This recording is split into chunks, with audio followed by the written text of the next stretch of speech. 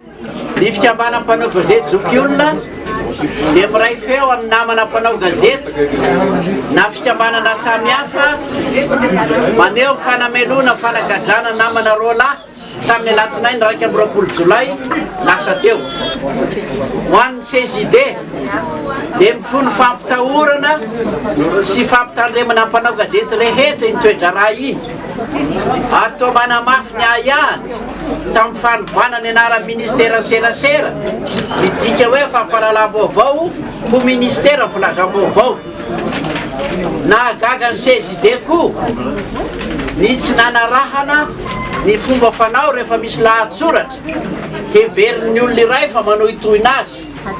dia ny fangatahana droit de réponse zay fa voafaritry ny lalàna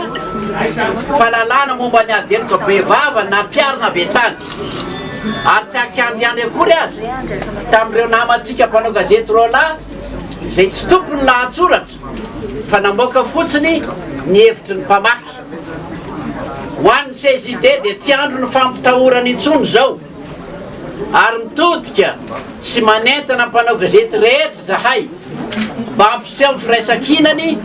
manolojo loza mitatao amin'ny asa fanaovana gazety zao. Natao teto Ambatonakanga ny 2 Jolay manao sonia amin'ny anaran'ny Birao sy ny filoha Rahajarzafy Remy filoha lefitra voalohany, Rabefananina sekretera jeneraly, Rambelsona mpanolotsaina, Rasonas Jeanne mpitahiry vola ary Ramarikoto Samuel mpanolotsaina.